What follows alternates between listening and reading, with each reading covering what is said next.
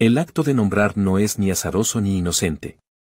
Nuestros nombres son la historia para comprender nuestros orígenes y revelan nuestras motivaciones en la manera en la que damos nombre a alguien o a algo. Las nuevas formas para nombrar a las personas que llegaron a la Nueva España en el siglo XVI pasaron por diferentes etapas de aceptación, adaptación y difusión en la población mesoamericana. Estos nombres propios se hicieron manifiestos en documentos que quedaron para la historia, y es en los registros de bautizo en donde asienta el origen y la evolución de los nombres hispanos en México. Poco se ha estudiado acerca de cómo fue en ese proceso el incremento, disminución, cambio, modas o preferencias de estos nombres. ¿Qué nos revelan estos usos y evoluciones? Acompáñenos este 14 de noviembre de 2024 en el Museo Regional a las 18 horas a la conferencia que impartirá la profesora investigadora María Elena Villegas, en donde expondrá algunos de los nombres que se usaron en las lenguas otomí y náhuatl antes y después de la conquista, así como su mezcla con los españoles. 40 años del INA en Querétaro. Recorrer el presente, imaginar el futuro.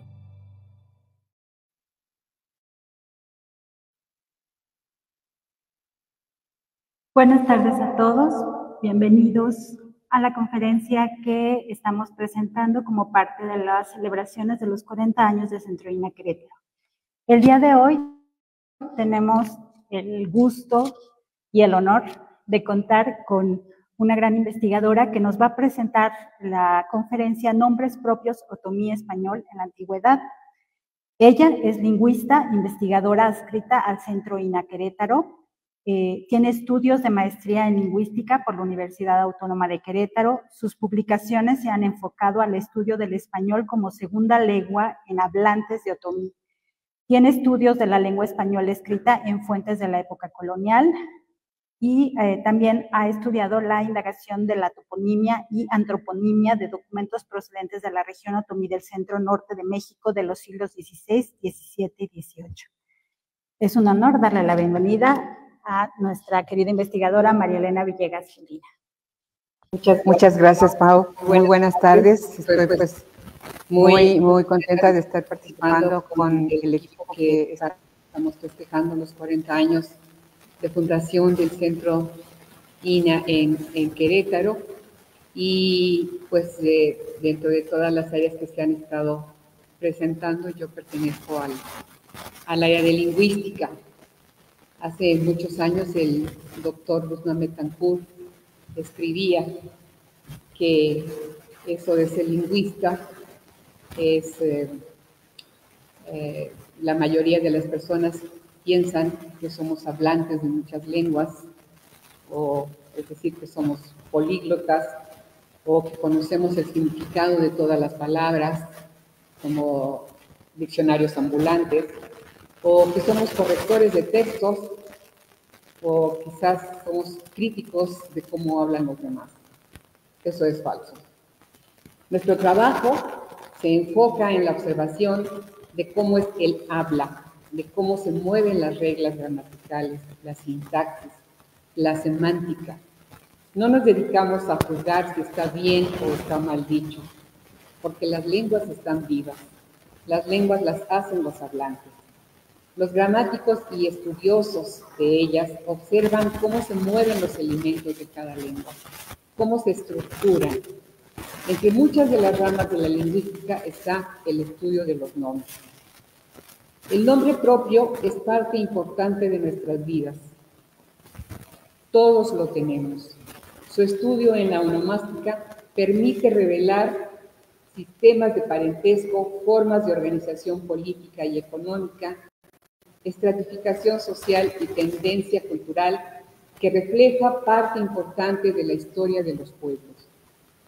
Desde hace algunos años venimos recopilando datos de nombres de personas que nos ilustren sobre la evolución en la región otomí del centro norte de México a partir de la conquista española. Nuestra indagación se sustenta en fuentes documentales del siglo XVI, en las que los nombres de personas adultas indígenas quedaron registrados por su participación en diversos acontecimientos históricos, como los litigios de tierras, los testimonios los registros eclesiásticos, etc.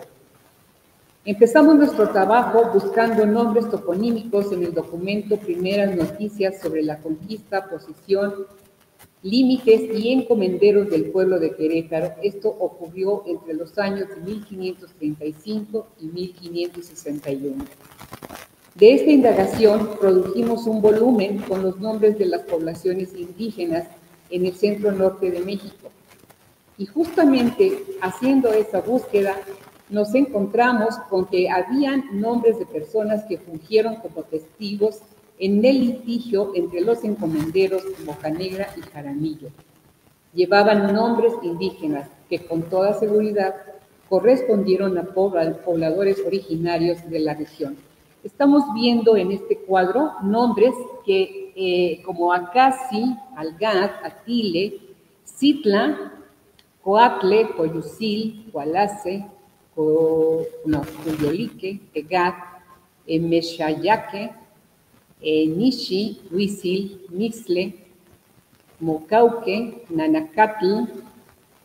Ustedes los pueden estar leyendo allí y este es el trabajo que nos cuesta, como el trabajo para el trabajo lingüista, es descifrar qué morfemas componen a cada una de estas palabras. Y no las encontramos todas. ¿Por qué? Pues porque hay varias intervenciones. La primera es el habla del indígena que dio su nombre. La segunda es el escribano que lleva a la escritura el nombre y que por cuestiones de diversidad, audición, puede plasmarlo de manera diferente. Por ejemplo, allí marqué un nombre en azul, si lo están viendo, que dice Olosuchi. Este nombre lo consideramos como Xochitl. ¿Sí? Tenemos otro a la izquierda, bueno, sí, a la izquierda de todos, que es Mixtle, y que lo pudimos interpretar como nube. El de arriba, Coalace, que lo interpretamos como enojado. Todos estos nombres son consultados no solamente en los diccionarios, porque no es suficiente. Tenemos que ir muchas veces con los informantes para que ellos nos digan si conocen la morfología de la palabra, si la han escuchado, en fin. Tenemos abajo otra forma de escribir la palabra Xochitl, donde dice Uchil. Entonces tenemos que ir uniendo los morfemas para poder hacer una interpretación de qué es lo que, cómo eran los nombres de nuestros antepasados. Ahí también tenemos Olin, ¿no? Que Olin también ya la conocemos, tenemos actualmente, lo usamos en la sala Olin Dueliski. Y tenemos, no me acuerdo si hay, bueno, tenemos Petate, tenemos Tochele, que es conejo, y bueno, más o menos algunos de estos nombres que pudimos interpretar. Y la mayor parte de ellos son en lengua náhuatl. Otra fuente muy importante también es Mercedes de Jilotepec. Este documento trae apuntes de 1537 a 1614, es decir, muy temprano el siglo XVI, muy temprana la llegada de los españoles. En ese documento se encuentran muchos nombres de personas adultas indígenas, pero con la particularidad de que en este documento los nombres ya están totalmente españolizados, es decir, solamente aparecen con nombre castellano, aunque sabemos que se trata de indígenas por la descripción que hacen de las personas. Otra fuente que hemos registrado es la de los bautizos. Los bautizos también que corresponden a finales del siglo XVI, principios del siglo XVII, en la misma región del sur, del norte de los otomíes, en el Estado de México, en Jilotepec. Vamos a hacer un poquito de historia sobre el nombre.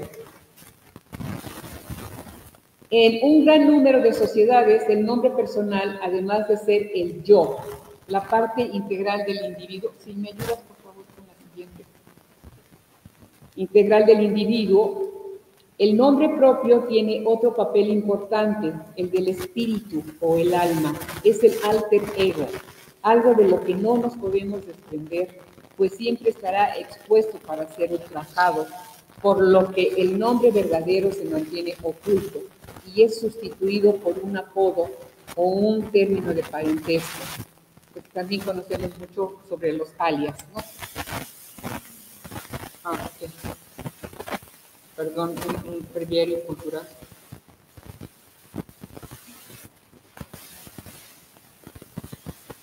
Ok, está bien. Continuamos. Un investigador, Orcasitas, dice que en muchos grupos sociales, al recién nacido, no se le da el nombre por temor a que le sea robado en la infancia por medios mágicos y el niño sea perjudicado. El apelativo lo recibirá cuando haya llegado a la madurez y tenga los medios suficientes para defenderse. Esto pasa en muchos grupos de los originarios, ¿no? El uso del nombre fue introducido en España desde la época medieval por los romanos. Para el siglo V, el individuo ostentaba un solo nombre sin apellido. En los siglos IX y X, en el norte peninsular, en Asturias y luego en el centro, en Castilla y en León, tanto los eclesiásticos como la población misma añadían a ese nombre un distintivo, como el patronímico, es decir, el nombre del padre, su lugar de procedencia, que es lo que se llaman ya los nombres toponímicos, como Granada, Sevilla, Madrid, la profesión u ocupación del individuo, como carpintero, carretero, panadero. Ahí tenemos muchos: zapatero, molinero, guerrero, verdugo, alférez, rabadán, o algún rasgo corporal como bajo, alto, rubio, gordillo, gordo. Los que designan las partes del cuerpo, también los tenemos como apellidos: cabeza, coronilla, rostro, pestaña, barba, rodilla, ceja. Estas formas de denominarse se difundieron en el siglo XII sin tener un formato definido. Una misma persona podía tener diferentes nombres en diversos documentos y no eran hereditarios. Las características del apellido atañían solo a quien lo portaba. El apellido podía ser adoptado de algún progenitor anterior, aunque también se podía llevar, por ejemplo, el Díaz sin ser necesariamente hijo de Diego. Lo mismo ocurría con los demás apellidos: Fernández, Gutiérrez, etc. Sí, adelante. No.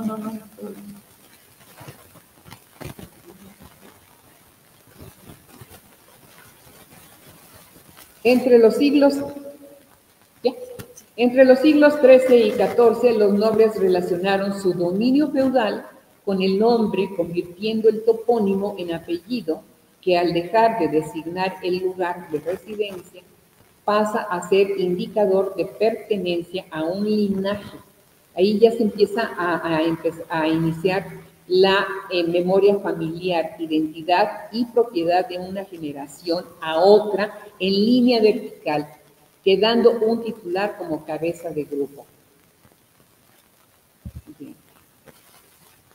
La difusión de los apellidos se extendió a otros grupos y para mediados del siglo XVII aparecen registros en parroquias urbanas de Castilla con nombre y apellido. Los registros parroquiales de bautismos y matrimonios instituidos por la Iglesia desde el siglo XV se reforzaron con los decretos del Concilio de Trento en 1563. Bajo este régimen se fijan los apellidos en Castilla y se difunde a todas las capas sociales más bajas. Esto funcionó también para evitar los matrimonios entre familiares. En Castilla e Hispanoamérica, la libertad en la elección del nombre permitía cambiarlo cuantas veces se quisiera. No era necesario llevar apellidos iguales entre padres e hijos ni entre hermanos. Pero este hecho motivaba no saber quién era quién.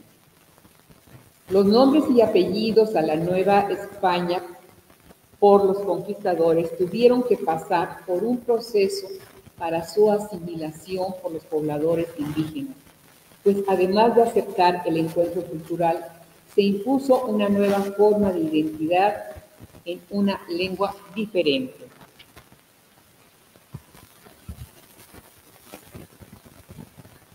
En otra de las fuentes consultadas entre los años 1537 a 1614 se asienta un amplio repertorio de nombres de individuos que llegaron con la conquista, así como de personas indígenas que se presentan con nombres cristianos principalmente y en muchos casos con nombres híbridos, con lo que se percibe el desplazamiento casi total del nombre indígena. Con los millares de conquistadores y colonizadores que llegaron a Nueva España, llegó también un amplio abanico en la variedad de nombres. Los masculinos del siglo XVI más populares fueron Agustín, Alonso, Andrés, Antón, Antonio, Asensio, Baltasar, Bartolomé, Cayetano, Cristóbal, Diego, Domingo, Esteban, Fabián, Felipe, Francisco, Gabriel, Gaspar, Hernando, Ignacio, Isidro, Jerónimo, José, que primero empezó como Joseph, Juan, Lorenzo, Lucas, Luis, Manuel, Marcos, Martín, Mateo, Matías, Melchor, Miguel, Nicolás, Onofre, Pablo, Pascual, Pedro, Rafael, Ramón, Salvador, Sebastián, Tomás y Vicente. Quiero decirles que estos son unos cuantos de los nombres que llegaron, es decir, estoy enlistando los más populares, pero son cientos y cientos de nombres que nos llegaron. Los femeninos fueron Agustina, Ana, Andrea, Ángela, Angelina, Antonia, Bárbara, Beatriz, Catalina, Catarina, Cecilia, Clara, Cristina, Efigenia, Elena, Encarnación, Francisca, Felipa, Gertrudis, Inés, Isabel, Josefa, Juana, Juliana, Florenza, Lucía, Luisa, Magdalena, Manuela, María, Margarita, Marta, Micaela, Melchora, Mónica, Nicolasa, Pascuala, Paula, Petrona, Quiteria, Rita, Rosa, Rosalía, Sebastiana, Simona, Teodora, Teresa, Tomasa, Verónica. Los primeros apellidos que encontramos en estos documentos fueron Ángeles, principalmente Ángeles, y es porque está muy relacionado con la situación evangelizadora. Casi siempre es como de los ángeles, de ángeles o simplemente ángeles. Bárcenas, Castillo, Cruz, García, Gómez, Granada, Hernández, López, Luna, Mota, Pérez, Ramírez, Rodríguez, Sánchez y Trejo. Estos son los apellidos también que llegaron con los españoles y que se utilizaron principalmente para asignarlos en los nombres de los indígenas. Recuerden que estamos hablando de indígenas adultos, no son bautizos. Los bautizos se caracterizaron porque siempre presentan nombre simple. El nombre simple es aquel que consta de una sola pieza léxica, un solo nombre. Esto era en los bautizos. Pero para los adultos que estaban participando en algún evento, como los que mencioné, se usaban los nombres y los apellidos. Casi siempre también eran nombres simples. También nos llegaron algunos nombres compuestos, porque la mayoría de los que inicialmente se asignaron a los individuos o los individuos originarios fueron nombres simples. De los nombres compuestos españoles, los más populares fueron los masculinos que vemos en la tabla siguiente: Juan José, Antonio Joseph, Joseph Antonio, Juan Manuel, Francisco Javier, Joseph Francisco, Juan Antonio, Juan Francisco, Manuel Joseph, Melchor Gaspar, Joseph Manuel, Juan Vicente, Juan Diego, Juan Salvador, Miguel de la Cruz. Había veces que de la Cruz pasaba a ser parte del nombre compuesto, como lo es también Bautista. Juan Bautista es un solo nombre. No es que Bautista esté fungiendo como apellido en esa época, actualmente sí ya es un apellido.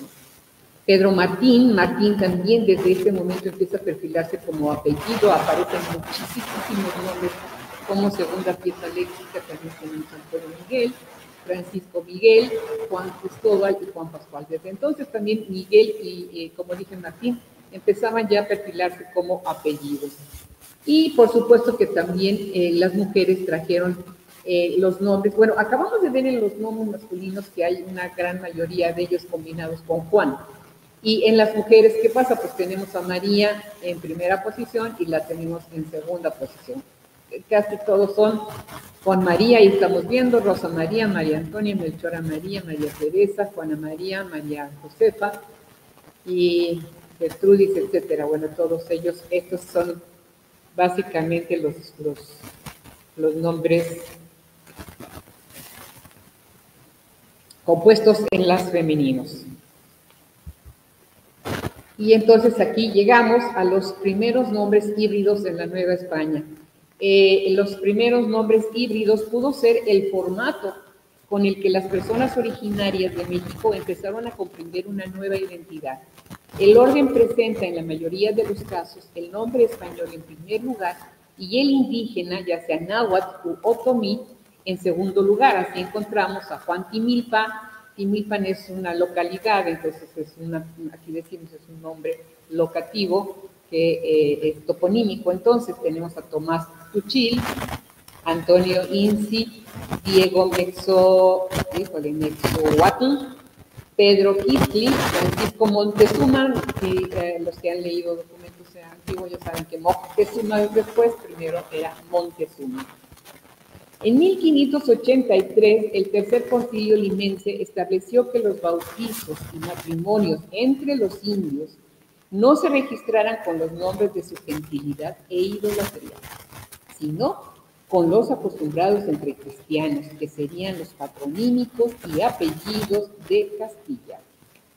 La primera generación de indígenas, según los historiadores, podría escoger más o menos con libertad su nombre, el cual quedaría inscrito en padrones para ellos y sus descendientes, con los cuales se desplazan totalmente los nombres originales. Entre esclavos y porteños, los apellidos también se reglamentaron. Los nacidos de matrimonio entre libres de nacimiento llevaban el apellido de los dos padres. Los nacidos de madre soltera llevaban únicamente el de la madre. Y los esclavos solían llevar el apellido de sus amos y podían cambiar el apellido al cambiar de patrón.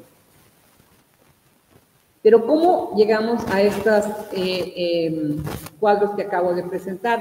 Lo primero que hacemos nosotros es trabajar el nombre, como lo estamos viendo allí, por ejemplo, en la columna izquierda tenemos, estos son de topónimos, San Bartolomé Amamoiza. Entonces, en la columna derecha, no sé si se alcanza a precisar bien, descomponemos el nombre para poder interpretar de qué se trata el nombre y qué se está observando en el espacio geográfico.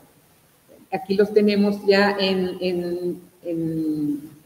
estos son los antes de paleografía y estos son después de paleografía. Y ahí vemos que entonces tenemos los otomíes, ¿no? Los anteriores son náhuatl y estos son en otomí. Y es interesante porque los nombres en otomí, pues pareciera que no quedaron en las lenguas, pero si vamos a las comunidades de Santiago Mezquititlán, que están por ahí cerca, encontramos todavía muchos espacios geográficos con nombres otomíes, como de Godó,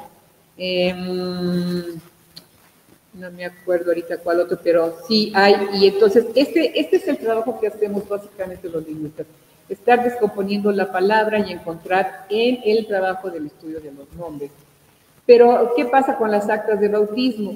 Aquí tenemos un acta, esta está escrita en español, ¿sí? Lo primero que encontramos es el rasgo de inicio, y después a 2 de diciembre de 1649 años, y allí encontramos, pero tenemos también otras actas de nacimiento que están hechas en otomí.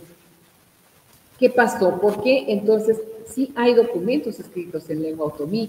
No sé si sepan, pero los cronistas de la época decían que la lengua otomí era de las más difíciles del mundo, que era totalmente imposible de llevar a la lengua escrita, pero resulta que había muchísimos sacerdotes que hablaban la lengua otomí y que pudieron llevar al escrito. Nosotros tenemos microfilms de las actas de nacimiento en otomí, que las estamos trabajando todavía. Esta está, como repito, en español, pero las tenemos en lengua otomí.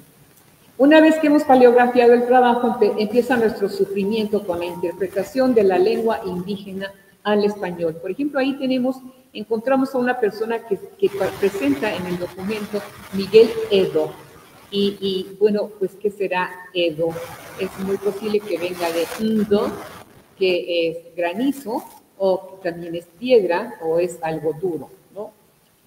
Abajo tenemos Anadani, pero no está escrito así en el documento. En el documento dice, como lo vemos más abajo, junto a Diego, dice Edeni, junto a María dice Edeni, y así escribían la palabra que nosotros sabemos que es Dani y que significa flor en otro idioma. Les quise traer aquí un poco de cómo llegamos a estas conclusiones para poderles traer a ustedes en cuadros de PowerPoint los nombres que hemos encontrado, pero no están así de fáciles de encontrar, es un poco difícil. Y otra parte que también encontramos en esta época es la derivación de los nombres masculinos en femeninos. Y son bastantes. Tenemos Agustina, Antonia, Bartola, Bernabela, Cayetana, Dorotea, Fabiana, Felipa, Florentina, Francisca, Gabriela, Jerónima, Joana, Josefa, Juana, Juliana, Julia, Leonarda, Lorenza, Luisa, Manuela, Marcelina, Matiana, Melchora, Micaela, Nicolasa, Pascuala, Paula, Petrona, Sebastiana, Simona, Teodora y Tomasa. Originalmente fueron nombres en masculino, pero que se pudieron feminizar y se les pudieron poner a las mujercitas. Y es importante hacer esta aclaración porque incluso en Europa, también en España básicamente, el nombrar a las mujeres era muy fácil, ¿no? Todas tenían nombre, casi siempre era nombre simple, pero el apellido casi siempre era del señor, ¿no? Bueno, todavía a ustedes les habrá tocado escuchar, las señoras eran de, ¿verdad? Era la señora de la preposición. Bueno, regreso entonces a seguir con la lectura. La política lingüística implantada en el siglo XVI de imponer una sola lengua, más la de la evangelización, fueron disposiciones que penetraron los espacios más profundos de las personas mesoamericanas, desplazando entre muchos otros aspectos de su cultura el de sus propias formas de nombrarse, dando cabida a nuevos conceptos en su nominación, motivando con ello el reemplazo de vocabulario y la introducción de un nuevo formato en su sistema antroponímico. Evidentemente, para el siglo XVI, el siglo XVII, todavía no se creaba un sistema antroponímico. El trabajo de Boyd Bowman encontró en su indagación sobre bautizos en las actas de la Catedral de México que los nombres masculinos preferentes desde el siglo XVI fueron Juan, Diego y Pedro. Misma condición ocurrió en las provincias y en las mujeres eran María y Juana. El ingenio y la combinación del nombre parece deberse a una preocupación por no repetir, por crear o por innovar la nomenclatura del individuo. Resulta interesante considerar que este fenómeno no se puede atribuir a la falta de apellidos, pues en lo general, a excepción de los huérfanos, los padres, sobre todo, mantienen apellidos de origen hispano. En el caso de las madres no es general, pero sí una gran mayoría de ellas tiene apellido. De tal modo que es muy posible aducir la creación de un nuevo patrón o modelo en la nomenclatura que se iba implementando, pero ya a finales del siglo XVII. Y entonces pasamos ya a los nombres híbridos femeninos que encontramos no en las actas bautismales, repito, en las personas adultas. Pero lo que es más interesante es que se encontraron en documentos de la Iglesia. Es decir, la Iglesia empieza a aceptar nombres cuando estaba por decreto, por el concilio, que no se deberían de apuntar nombres de sus gentilidades en estos documentos. Sin embargo, se empieza a hacer, pero no en los bautizados, en los padres, en los testigos y en los padrinos.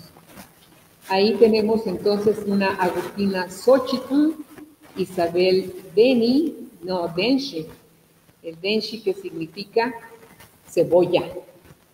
Lucía Doni, que es flor, Magdalena Doni, Magdalena Shikani, Shikani, que significa, ¿quién sabe qué significa Shikani? Ya me acordé. Gilote. Shikani es gilote y María Dani también. Entonces, quiero decirles que se preocupan mucho porque las mujeres, la mayoría de ellas llevan Dani. Y viene aquí la lengua náhuatl, no, estas son más de nombres en otomí. Otra vez tenemos el nombre español en primera posición y el nombre otomí en segunda posición. Todos estos son otomíes también. Y en los nombres náhuatl lo que más aparece es Shuni. ¿Y saben qué es Shuni? Águila. Entonces a los señores en la lengua náhuatl les pusieron Shuni y a las mujeres Dani en otomí. Son adultas todas. Y voy a finalizar mi presentación con algunos nombres que les quiero exponer aquí, que han quedado en el olvido o en el desuso.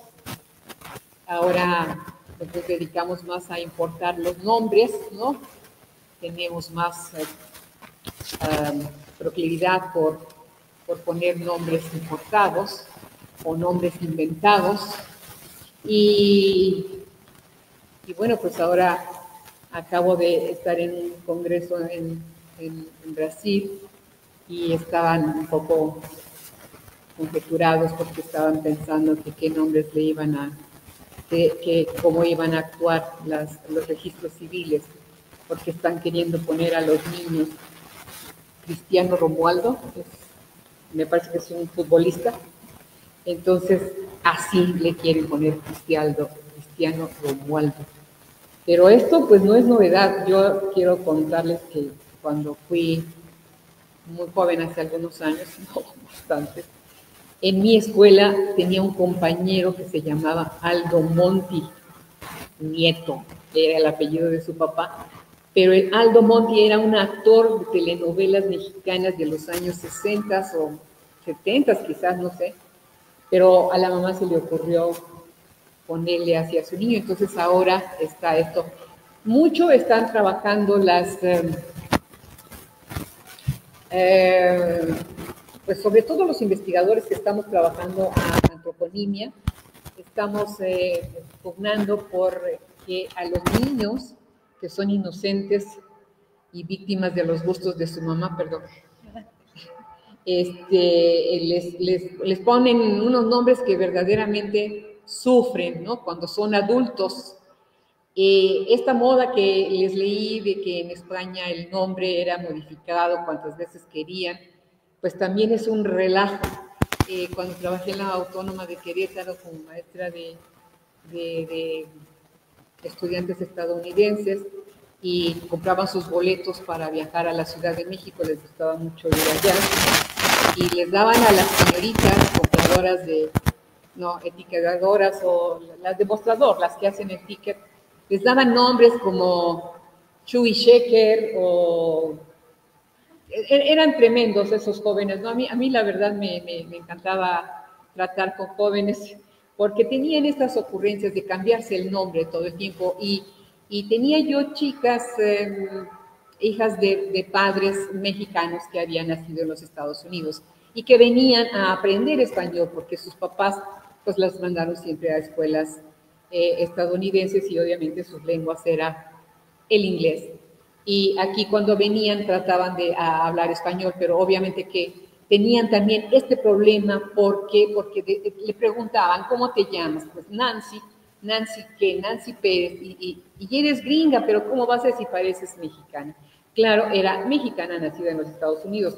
Entonces aquí el nombre tiene, como dije al principio, una importancia, una relevancia muy importante para todo mundo. Así de que, pues ahora se usan mucho los alias, sobre todo cuando estamos ya jugando en las redes, que estamos pues haciendo, no queremos, como dice Orcasitas, exponer nuestro nombre a que sea ultrajado o a que sea que le den un mal uso, ¿no? Pues es todo, muchas gracias.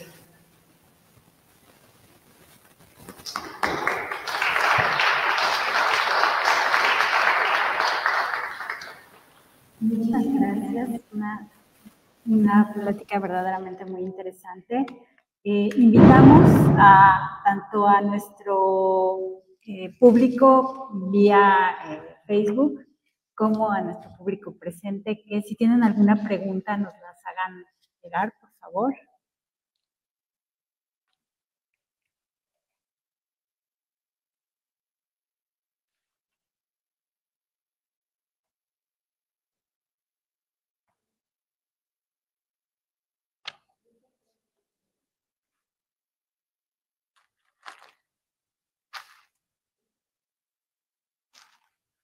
Pero por lo pronto, aquí en internet, mandan muchos saludos desde San Juan del Río. Muchas gracias. Alberto Isaac Velázquez Salazar. Muchas gracias, Alberto. Saludos también. Si hay alguna pregunta. Me parece que no hay preguntas.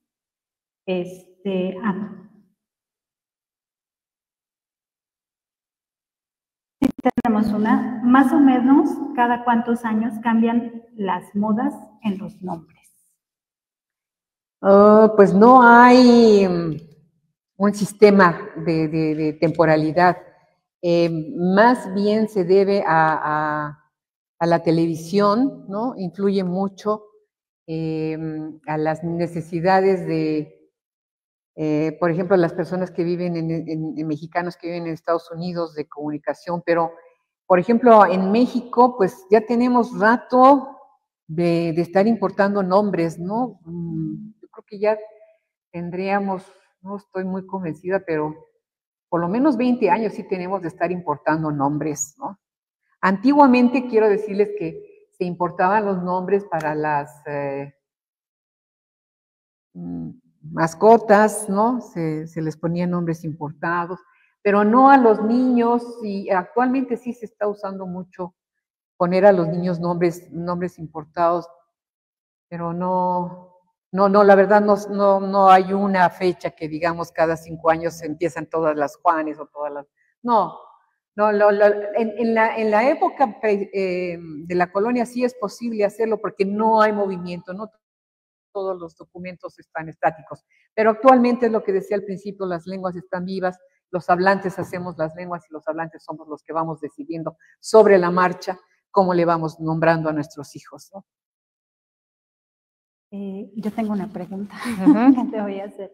Por ejemplo, ¿sí hay nombres que son de moda por épocas? Sí. Eso sí hay. Sí, como no, por ejemplo, el nombre de Mateo y de Matías, hace unos 10 años que empezó, y pues hubo maestras que me comentaron que en su salón tenían 5 Mateos y 5 Matías, ¿no? Porque no estoy muy clara de dónde salió esta moda de Mateo y Matías, porque parece ser que un artista famoso tiene un hijo así, con este nombre o estos nombres. No sé si, creo que fue Ricky Martin, ¿no? Le puso uno de esos nombres a sus hijos, a uno de sus hijos, y entonces creo que se hizo popular, y entonces, porque Mateo y Matías son nombres que estaban también en el desuso, ya no estaban, sobre todo por ahí de los 60 pasó el desuso Mateo. Había un programa cómico, no sé si lo llegaron a ver, no, ustedes son muy jóvenes, pero decía, qué feo Mateo, ¿no? Entonces, el Mateo también pasó al desuso mucho tiempo, pero ya tiene como 10 años de moda. O sea, ahorita está bajando un poco, pero depende mucho, porque hay héroes que llaman la atención a los papás, o así como les decía el Romualdo, Cristiano Romualdo, o Messi, ¿no? Bueno, hubo en Chiapas, no sé si supieron, a una niña le pusieron Britsi, ¿no? Esto es una cosa monetaria de Inglaterra que no tenemos nada que ver. Pero sí, depende, no, y más ahora que somos millones y millones de habitantes, ¿sí, no? Quién sabe, pero sí, Mateo y Matías. ¿Y saben ahorita cuál está en las niñas? Sofía. ¿Y saben dónde empezó? En España. En España estuvo súper popular hace un año o hace 2 años más o menos, ¿no? Pero otra cosa que es muy importante de la época colonial es que todo el mundo piensa que los nombres se ponían en base al santoral, pero no es así. El santoral ni siquiera estaba impreso. ¿Cómo lo iban a tener las parroquias? No, no, no. Allí la popularidad era Juan, era María, eran los nombres que eran populares. Tenemos otra pregunta de David Lara. ¿Existen algunos apellidos relacionados con la conversión religiosa, por ejemplo, de los judíos, que hacen referencia a algún animal? ¿Se ha identificado algo parecido en el caso de las comunidades originarias? Sí, como no, muchos.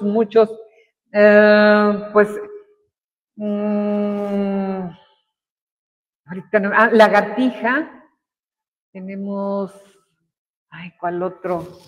Pero sí, claro que sí hay animales y, ahorita se me fue, pero sí hay, me los voy a buscar y te los comparto, porque sí hay varios de animalitos que tenemos, sobre todo en la época de la colonia, sí, con gusto te los comparto. Pero ahorita me acuerdo de la lagartija y había otro también que es muy lindo, ¿no?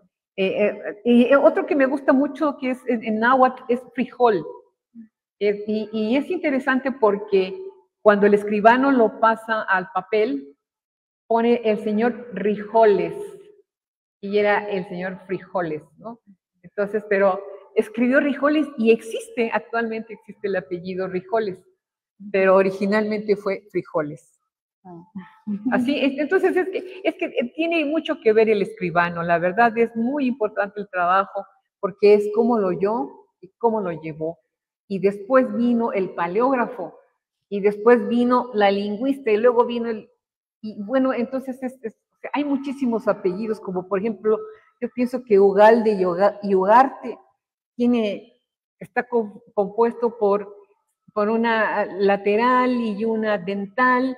Entonces, según yo, es el mismo apellido, pero a la hora que lo escribieron, lo cambiaron, ¿no? Y entonces, pues claro, esto ha dado lugar a que tengamos una gran variedad de nombres y apellidos. Pero sí, es interesante toda esa indagación. Bueno, pues parece que ya no tenemos más preguntas, bueno, una felicitación también, muchas felicidades, que es un tema muy interesante que nos hace reflexionar sobre el origen de los nombres que escuchamos de manera cotidiana. Qué bueno que les haya gustado. Y pues bueno, muchísimas gracias. Parece ser que sí hay una pregunta del público.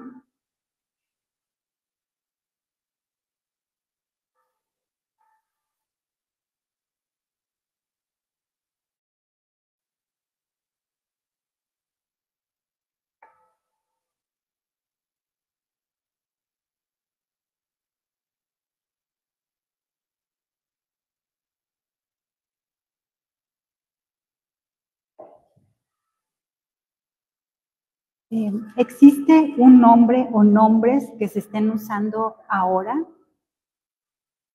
Sí, cómo no.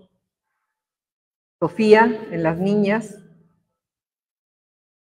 Y en los niños, ¿qué serán los niños? Yo no sé si ya habrá descendido Mateo y Matías, la verdad no lo sé. Pero Sofía sí está muy, muy de moda ahorita. Y hacen unas combinaciones. O sea, antiguamente se hacían las combinaciones de los nombres, por decirles, si se convertían en una sola pieza, como Juan Manuel, ¿no? O Francisco Javier. Eran un solo nombre. Pero actualmente se hacen combinaciones que ya no tienen nada que ver, como María Marcela, ¿no? O Pilar Marcela, que no son nombres compuestos, ¿no? Entonces, pero se están creando, porque están vivos todos estos gustos, ¿no? Y, por ejemplo, nombres antiguos, compuestos, o sencillos que todavía se sigan usando, pero como de estos que son ya compuestos entre español y otomí, que actualmente sigan estando vigentes. Pues fíjate que no he encontrado estuve trabajando en Santiago Mezquitlán y allí me encontré a las amigas con las que estuve trabajando y todas se llamaban en nombre cristiano. Era, ¿cómo se llamaba esta niña? Que era me gustaban sus nombres porque eran nombres así. Era Esperanza, era Victoria, eran nombres así que invocaban algo muy bonito, ¿no? Y bueno, y tu apellido, porque pues yo andaba en la búsqueda de, en la actualidad, nombres de Notomí, y me contestaban de Santiago. Entonces yo lo que pensaba es que eran originarias de Santiago, Mezquitlán, ¿verdad? Entonces, bueno, sí, eres de Santiago, pero tu apellido, tienes algún apellido, algún segundo, tercer nombre, entonces me decían, no, yo no soy de Santiago, yo soy de San Ildefonso, pero soy del señor Santiago. Entonces, ya actualmente los nombres en Otomí pues han pasado en el abandono. Yo, la verdad, trabajé con chicos de preparatoria y ninguno tenía nombre en Otomí. Todos tenían nombres españoles. Y pues fueron varios años los que estuve chambeando con ellos ahí en Santiago Mezquitlán y todos hablantes de Otomí. Todos hablantes de Otomí. Es decir, pero llegaban las mamás, esto ya se ha comentado mucho, ¿no? Y me decían, maestra, ¿por qué no mejor le enseña inglés en lugar de la gramática de la lengua otomí? Entonces, bueno, sí, es que también depende mucho de las necesidades. Si tú estás esperando que el niño se mueva a otro país y se cambie, pues también vas a pensar mucho en el nombre, ¿no? O sea, cuando una mamá en Estados Unidos tiene una mamá mexicana, tiene un hijo en Estados Unidos y le pone un nombre anglo, pues es que tienen la idea de que su criatura crezca en esa sociedad y que no tenga límites por el nombre, ¿no? Pero es muy interesante entonces que en México, si tenemos una variedad de nombres tan grande, sí se esté buscando nombres importados, ¿no? Están buscando nombres en alemán, nombres en inglés, nombres en francés, ¿no? Y bueno, hay nombres españoles tan bonitos, ¿no? Entonces, pues ahí les dejé una lista para que la vean, porque la verdad es que, no sé, pero si hubiera tenido una niña les hubiera puesto Prudencia. No, ¿verdad? Pobrecita. No, tampoco. Sí. Tenemos otra pregunta. ¿Hay documentación que refiera que Hernández viene de Fernández o viceversa? Sí, cómo no. Es lo mismo. Hernán y Fernán. Es la F y la H, allí se cambalacharon y Hernández, es que era, ahora verás, Fernando Fernández y Hernando, era Hernando, no Hernán, Hernando Hernández, exactamente. Sí, claro, actualmente son dos cosas muy distintas, ¿no? Pero en los documentos antiguos estaban escritos como si fueran una cosa similar, ¿no? No sé si contesté bien la pregunta, si era eso.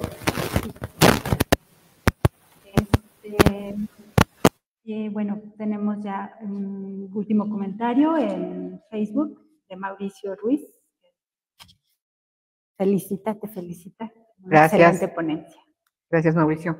Y bueno, pues agradecemos tanto a nuestro público presencial como al público que estuvo viendo la transmisión por Facebook, el haber estado presentes en esta conferencia espléndida, muy interesante.